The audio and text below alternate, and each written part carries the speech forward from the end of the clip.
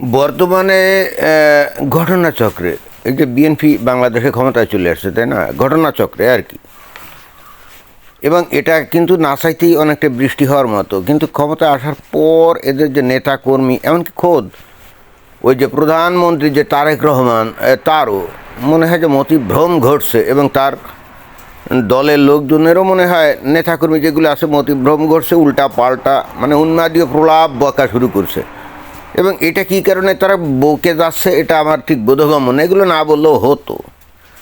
ঘটনা কি, যেমন একদিকে এই তারেক রহমান কি বলছে যে মৌলানা ভাসানী নাকি জিয়াউর রহমানকে কি করছে, ধানের শীষ উপহার দিয়েছিল ওই যে 1979 সালে।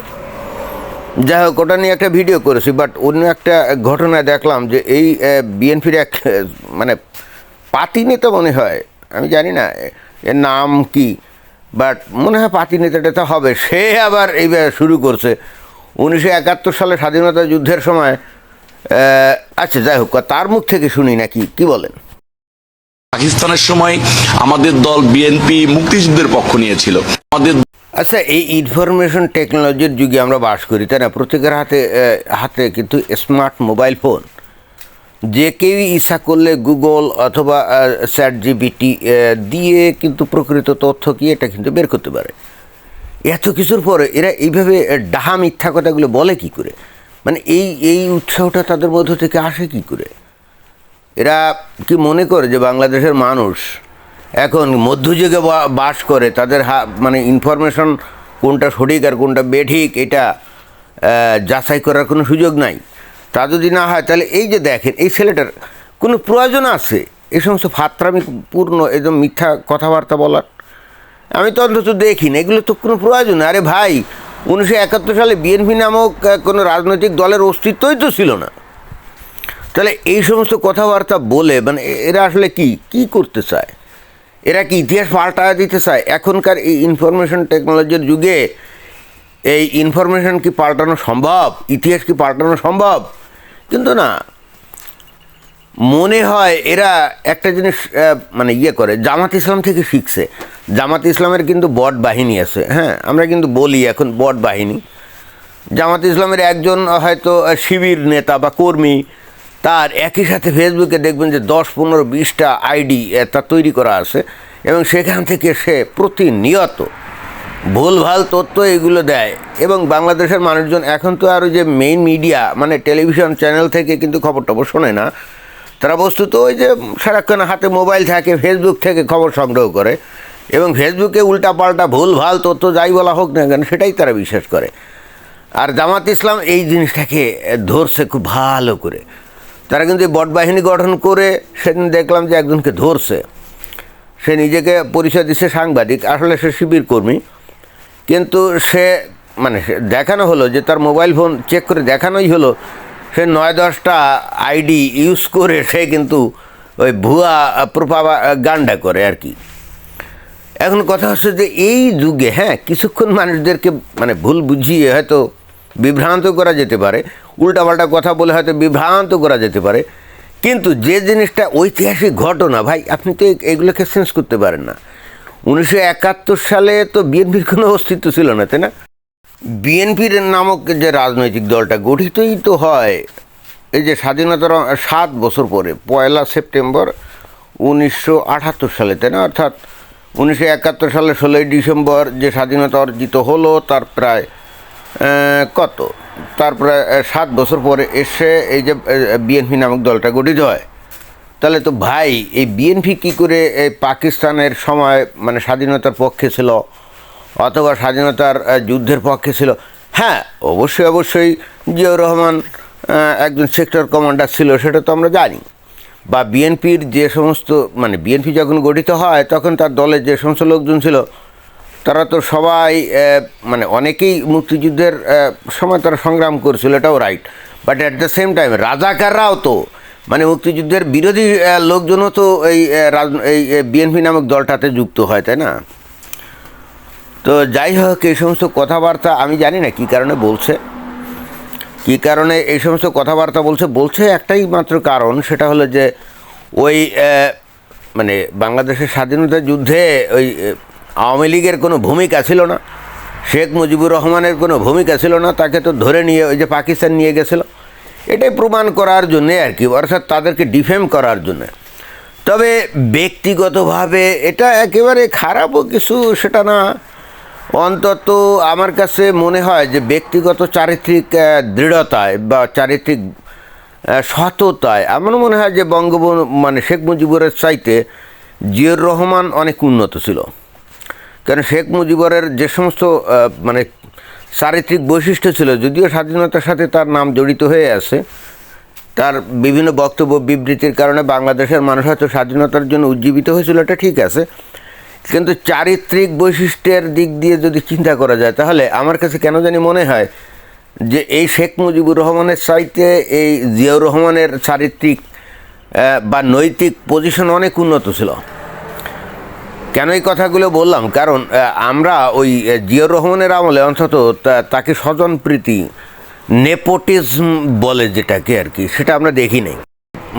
শেখ মুজিবুর রহমান যে কদিন ক্ষমতায় ছিল 3.5 বছর, তাই না, ভয়ঙ্কর রকমভাবে নেপোটিজম ছিল, মানে নেপোটিজম করতো আর কি, মানে আত্মীয় স্বজনকে বিভিন্ন পোস্ট পজিশনে বহাল রাখতো এবং তাদেরকে দুর্নীতি করার সুযোগ দিত। খোদ তার ছেলে সে কামাল, তাকে সেনাবাহিনী প্রধান বানাবে বলে তাকে কিন্তু সেনাবাহিনীর প্রশিক্ষণ দিয়ে রেডিও করছিল, এবং পরবর্তীতে তাকে যে নির্মমভাবে এই যে সেনাবাহিনীরা হত্যা করে তার একটা অন্যতম কারণও কিন্তু ছিল সেটা।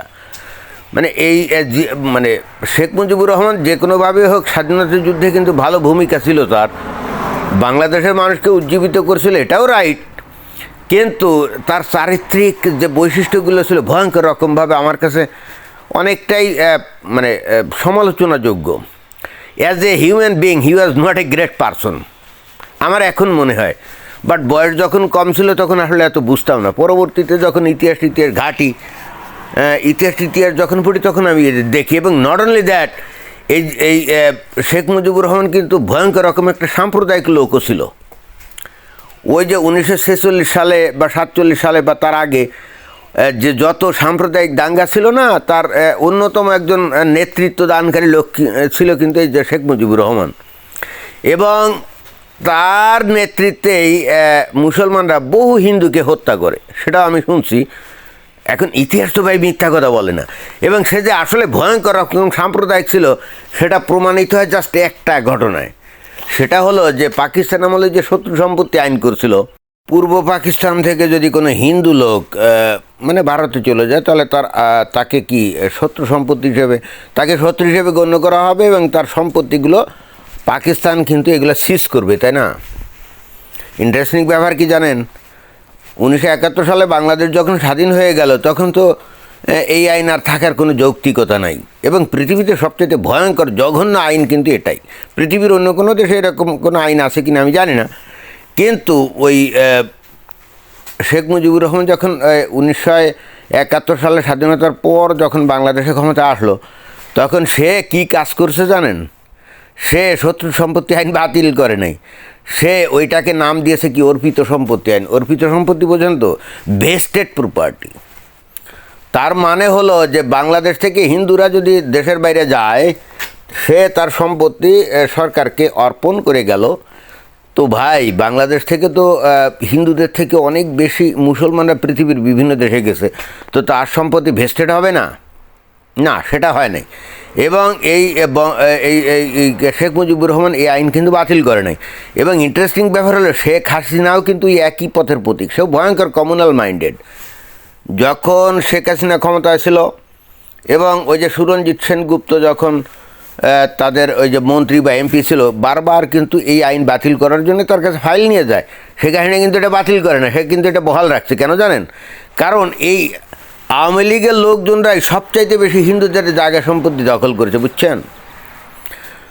যাকে সে অন্যরকম ইতিহাস। আর মানে আমি এই ভেস্টেড প্রপার্টি বা অর্পিত সম্পত্তি নিয়ে এত কথা কেন বলি জানেন?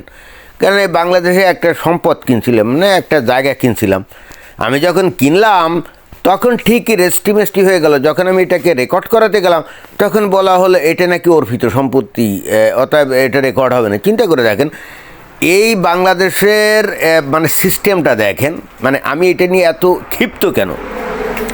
এইটা মানে অনেক সময় অনেক বক্তব্যে আমি কথাগুলো কেন বলি, কারণ আমি নিজে এটা স্বীকার।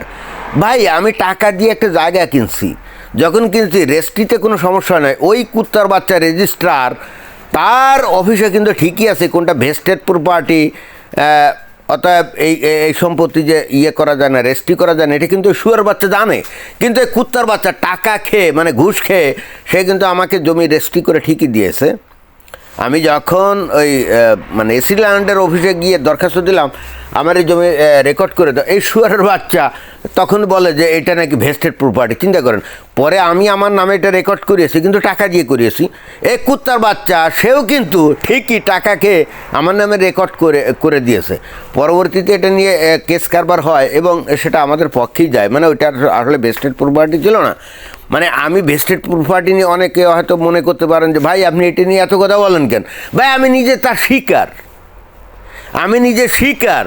ভাই আমি একটা জায়গা কিনছি এবং এইটাকে জেনুইন করার জন্যে আমাকে কয়েক লক্ষ টাকা খরচ করতে হয়েছে জানেন। তাহলে আমি এটা নিয়ে কথা বলবো না? আমি এটা নিয়ে কথা বলবো না? মানে কথা হচ্ছে যে চিন্তা করে দেখেন, এই ধরনের অসভ্য বর্বর আইন পৃথিবীর কোনো দেশে আছে?